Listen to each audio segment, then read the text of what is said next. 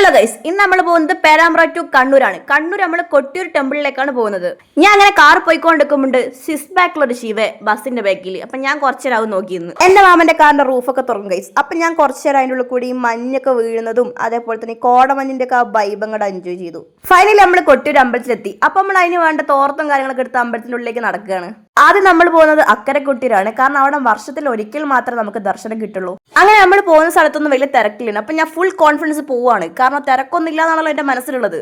അവിടെ എത്തിയപ്പോഴാണ് ഞാൻ ആ സത്യം മനസ്സിലാക്കിയത്. നല്ല തിരക്കുണ്ടായിരുന്നു. നമുക്ക് ലൈവായിട്ട് TV കൂടെ കാണാം അത്രത്തോളം ആൾക്കാരുണ്ട്. പക്ഷെ നമ്മളൊരു 1 മണിക്കൂർ മാത്രമേ ക്യൂവിൽ നിൽക്കേണ്ട വന്നിട്ടുള്ളൂ. പെട്ടെന്ന് ആൾക്കാർ കയറി വിടുന്നുണ്ടായിരുന്നു. കാരണം കർണാടകക്കാര് തട്ടിയിട്ട് മുട്ടിയിട്ട് നിൽക്കാൻ പറ്റുന്നില്ല. എനിക്ക് ജീവൻ കിട്ടിയ ഒരു ആശ്വാസമാണ് നിങ്ങൾ ഈ കാണുന്നത്. ഇത്രയും ഒന്നും തള്ളും തിരക്കൊക്കെ ഉണ്ടെങ്കിൽ പോലും ഞാൻ എനിക്ക് പറയാനുള്ളതെല്ലാം ദൈവത്തോട് പറഞ്ഞിട്ടോ ഇറങ്ങിയത്.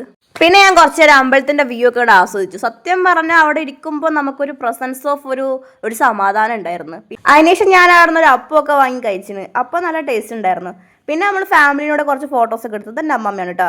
പിന്നെ നമുക്ക് കൊട്ടിയൂർ അമ്പലത്തിൽ ഒരു വിശ്വാസം ഉണ്ട്. എന്താ വെച്ചാൽ നമ്മൾ പുഴയിൽ നിന്ന് കല്ലെടുത്തിട്ട് ഇങ്ങനെ അട്ടിക്കട്ടിക്ക് വെച്ചിട്ട് നമ്മളൊരു ആഗ്രഹം ആഗ്രഹിച്ചാൽ അത് ലൈഫിൽ നടക്കും എന്നൊക്കെയാണ് പറയപ്പെടുന്നത്. അങ്ങനെ നമ്മൾ ഇക്കരെ കൊട്ടിയൂർ പോയി. ഇക്കരെ കൊട്ടിയൂർ അത്യാവശ്യം നല്ല തിരക്കുണ്ട്. കാരണം അവിടെയുള്ള അതേ ക്രൗഡ് തന്നെ ഇവിടേക്കും വന്ന് പ്രാർത്ഥിക്കുന്നുണ്ടായിരുന്നു.